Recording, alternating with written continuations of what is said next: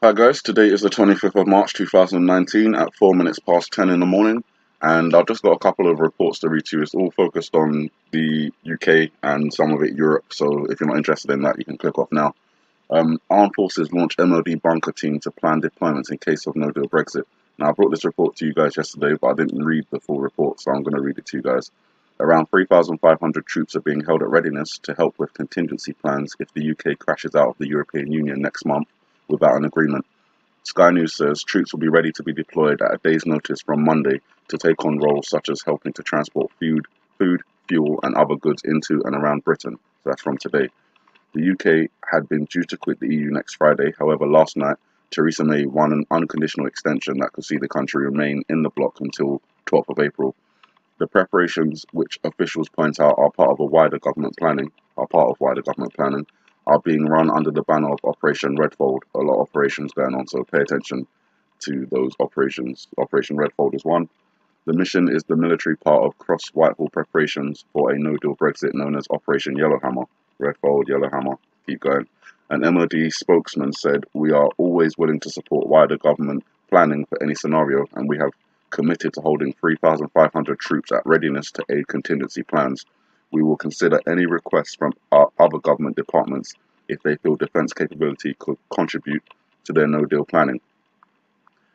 And then there's Operation No Deal. So we've got Operation Yellowhammer, Operation Redfold, Operation No Deal, and it's all involved with this Brexit situation. A team of army planners has started drawing up emergency measures for deploying troops to respond to any chaos caused by the UK crashing out of the EU without a deal. About 20 officers who normally oversee Operation Tempora, the plan to provide soldiers to help police following acts of terrorism, were ordered last week to step up no-deal Brexit planning, according to a well-placed army source. They are focusing on how the military could help the police keep public order and on how medicines will be delivered to hospitals. The team, based on the Army's headquarters in Andover, Hampshire, are also drawing up plans for using troops to help ease traffic chaos in Kent, including creating a lorry park at an Army training centre. So, lots of military about to be involved in the public life. And then 10,000 troops and 35 warships begin to arrive in Scotland, and that's part of the UK. The forces will take part in exercise Joint Warrior, so Joint Warrior, No Deal, Yellowhammer, and forget the last one, Redfold, that's it. So 4 operations going on at the same time. According to the Ministry of Defence, after initial briefing weekend at HMNB Clyde, the exercise splits its participants into 2 opposing task forces, starting in the Scottish exercise areas, water and airspace generally to the west of Scotland, particularly the Minges. As the exercise progresses, elements of the task forces will progress south to conduct an amphibious exercise off the southwest coast of Wales. One sec. Joint Warrior will take place across the UK. The exercise will be controlled and directed from the Maritime Operations Centre at Scotland's largest military establishment, HM Naval Base Clyde, with a range of air, surface, subsurface, sea control and maritime security roles being rehearsed off the west coast of Scotland. Air units will coordinate with maritime and land forces, exercising intelligence, surveillance and reconnaissance, air defence, air mobility and attack. Aircraft will operate from RAF Lossiemouth, Prestwig and Stornoway airports, as well as RAF Leeming, RAF Coningsby, RAF Mildenhall, RAF Mareham and RAF Briz Norton. RAF is the Royal Air Force. Land activity will focus on integrating with close air support at the Cape Wrath Naval Bombardment Range and the RAF Bombing Range at Tain, supported by the RAF.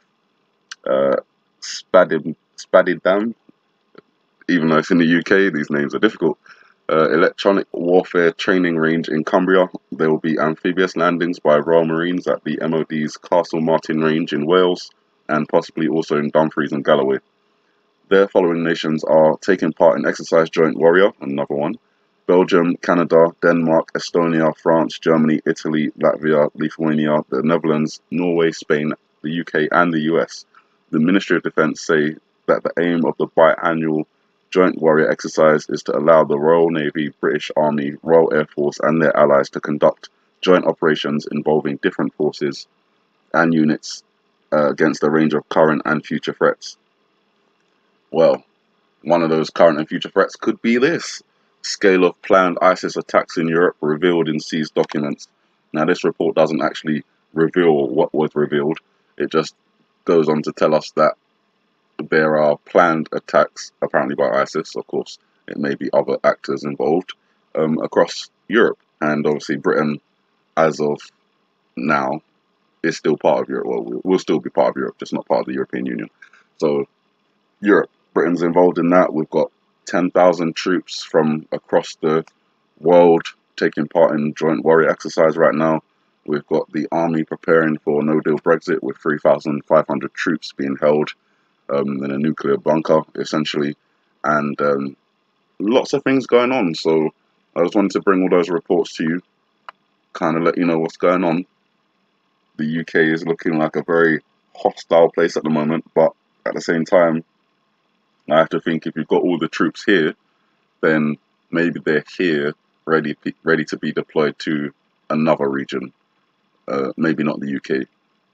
One of the only other regions I've looked at in association with the EU is Italy, and that would be involving the Vatican and the Church and the destruction of it through fire and water, from what I can tell.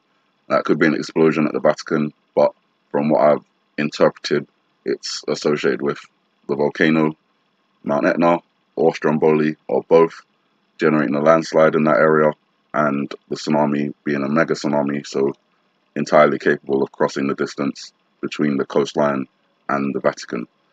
You guys, we'll keep our eyes open. I'll update you with anything that I find of interest and importance. But for now, just keep praying. Have a good morning, good afternoon, good evening, and may the Heavenly Father bless you.